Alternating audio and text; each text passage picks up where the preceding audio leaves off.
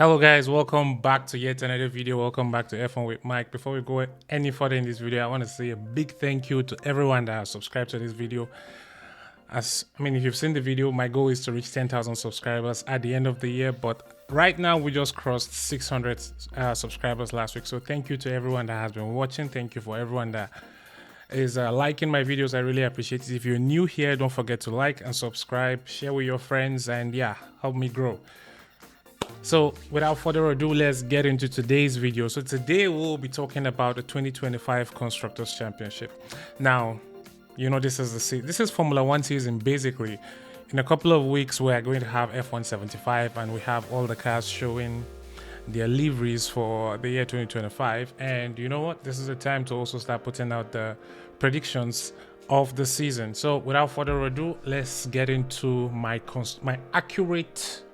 very accurate constructors predictions for the year 2025. Who will win the Constructors Championship? Wait till the end of this video to find out. All right, so in P10 I am going with the, what do they call it, stake F1 Sauber team. Basically Sauber is easy. Sauber F1 team for those that are new, but if you're not new, you can pronounce the last one. I'm not going over it again. So yeah, I'm putting them P10 because last year I think they only had one race in which they scored a point, and they ended the year definitely better than how they started, but it was surprising how bad they were.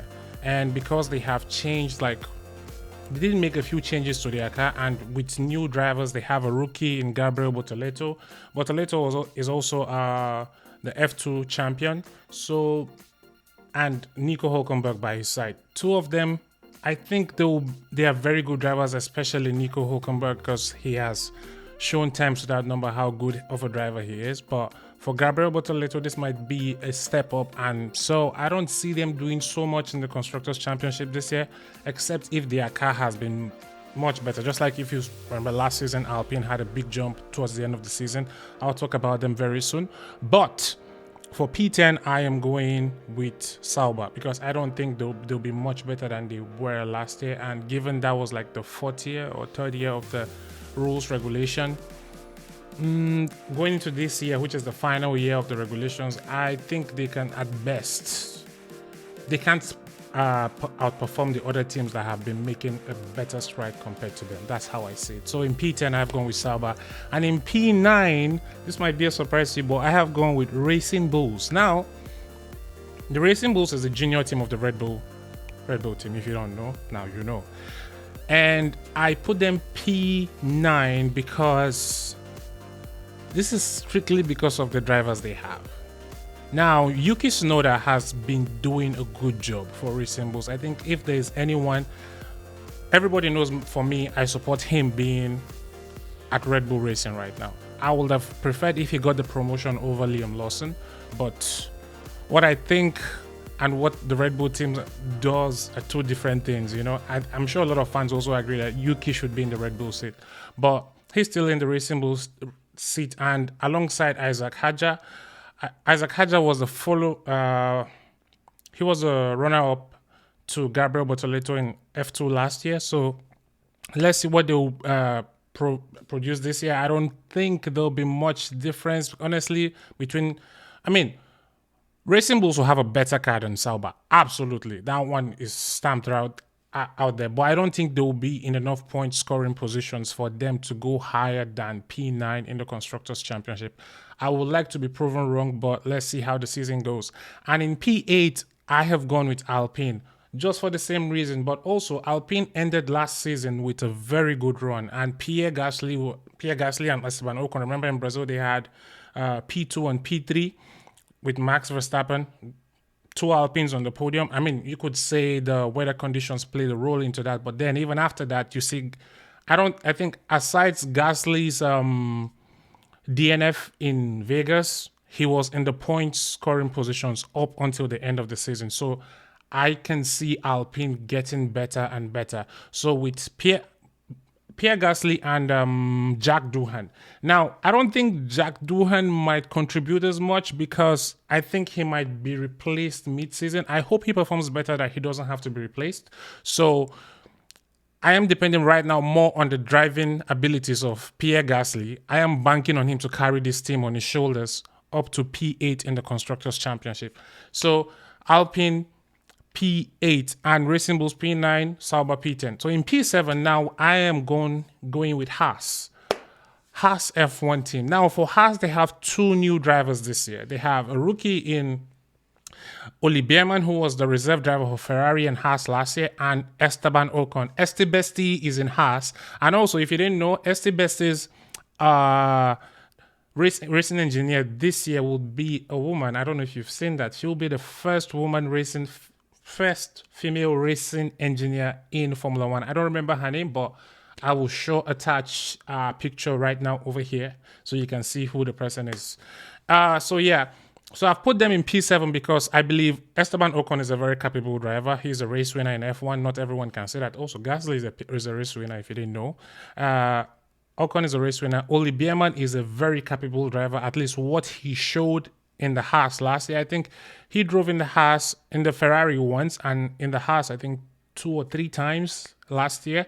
And in all of those races, he's finished in the points except in Brazil. So given the progress that Haas have made over the past season, coming into this season, I think they're in a better position to challenge for higher positions. And so I'm giving them P7 in the Constructors' Championship. Now for P6, I have gone for Williams. I know a lot of you will not expect Williams to be up here, but listen, I am banking on Carlos Sainz.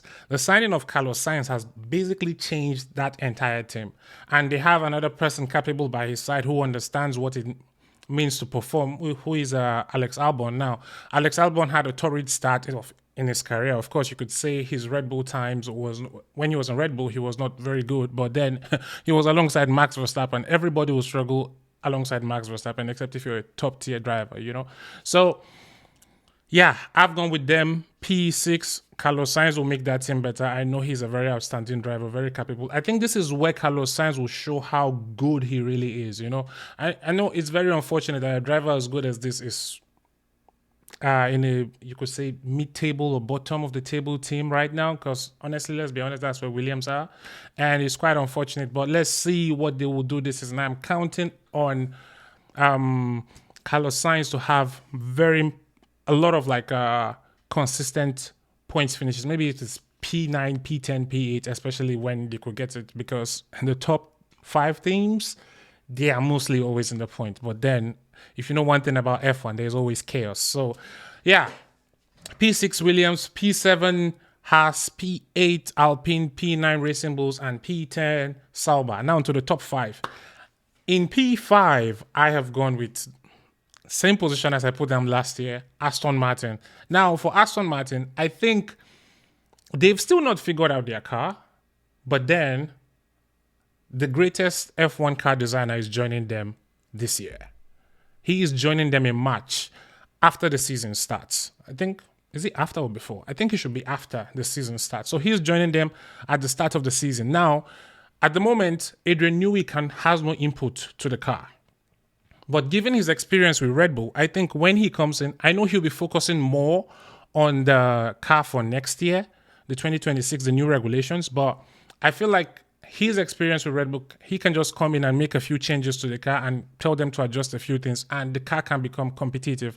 Now, they might, but I don't see them being better than P5 or P4. At best, maybe we get some Alonso podiums. I don't know about Lance Stroll. I don't see Lance Stroll getting on the podiums, but let's see how it goes. In P5, I have gone with Aston Martin. And in P4, I have gone with Mercedes-Benz. Now, for Mercedes, I don't think this is not about the performance of the car. I think this is because of a function of the second driver in the car, who is Kimi Antonelli, a rookie coming into F1, who has high expectations, high weight on his shoulders to replace Lewis Hamilton. That is an impossible task. And even with Hamilton last year in Mercedes, they still finished P4. So the car is good enough. I think at certain races, when the condition was cold during the season, they had a race-winning car. And you could see George winning in Vegas, I think 1-2, Mercedes, Lewis finishing P2, and oh my God, what Lewis did from, I think he started P10 to P2. So you can see sometimes they did create a good car, especially when it was cold. In Silverstone, you saw that. In Canada, you saw that how the Mercedes performed. So yeah, in cold conditions, the Mercedes is very good. Hopefully, they have worked on their car to make it better for this year, which maybe it performs better in also hot conditions and wet conditions is cold, so they're basically fine in those conditions. So now in P3 in P3, this might be a bit controversial, but I have gone with McLaren. Now McLaren are the reigning Constructors Championship, and they have a rocket ship of a car. Now you might be wondering, okay, if McLaren is going to be P3, who's going to be P2 and P1? Don't worry, I'm going to get there. So they have very capable drivers. Both of the drivers are race winners. Lando Norris and Oscar Piastri, very amazing drivers. Like this, I am just going off this because I believe in the 2025 season, these two drivers are going to be in the points a lot for sure, but I think they will be taking points off each other. And because of the steps forward that Ferrari have made as well, and the driver lineup they have, I think McLaren are not going to win the Constructors' Championship. That's what I really believe that. But let's wait and see what the season brings, because there's a lot of things that can happen. It might go down to the wire, down to the final race, just like last season. This past season, we had to get to Abu Dhabi to confirm that McLaren actually won the Constructors' Championship. Although you could say it was too close to call at some times, but no, they actually had a decent buffer. But then anything could have happened. Let's say if there was a DNF for the McLarens at the start of the race or during the race in Abu Dhabi, Ferrari could have won the Constructors' Championship. But yeah, so in P2, I have gone with Red Bull Racing. Now all the Ferrari fans should calm down, okay? Calm down. Now, why I have put Red Bull Racing in P2? You see, Max Verstappen is a very capable driver. If Red Bull have a half decent car, I can see Max Verstappen retaining the World Championship because he maximizes the car at every opportunity he has. I mean, we can see, and he does everything. He does everything to make sure he wins. You know, at least to get in the best position possible, at least something to his advantage, whether in the Constructors' Championship or in the Drivers' Championship, he will pull out the best he can. Now, he has a new teammate. Last season, it was Sergio Perez, but we know how Sergio Perez performed. He wasn't very good, and he had to be dropped, unfortunately. Now, if Sergio Perez was a half-decent driver last season, Red Bull could have won the Constructors' Championship. But then, the points gap, I don't know if you've seen the video, but this was from Matt and Tommy, P1. They had this stat that the difference in points between Max Verstappen and Sergio Perez, if you take that difference between every other team's drivers and add them together, it's still not going to get, it still doesn't cover that. That's how large the difference in points was between Max Verstappen and Sergio Perez. So if Sergio just had maybe a bit half of those points, maybe Red Bull would have been Constructors' Championship. They would have won the Constructors' Championship last year. So going into this season, I think Liam would definitely perform.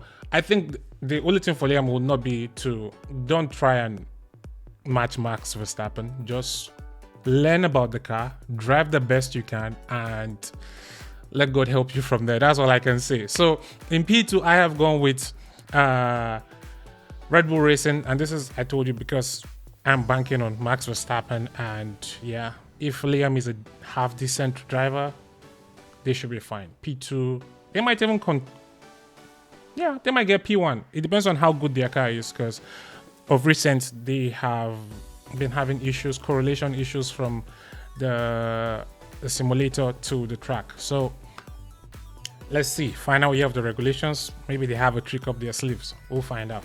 And in P1, I have gone with Scuderia Ferrari. Now, everybody knows this is the vibe. Charles Leclerc and Lewis Hamilton, best driver combination on the grid. The most experienced set of drivers in the same team. And you have the best qualifier in F1 right now, Charles Leclerc, and you have arguably the greatest driver of all time, Lewis Hamilton.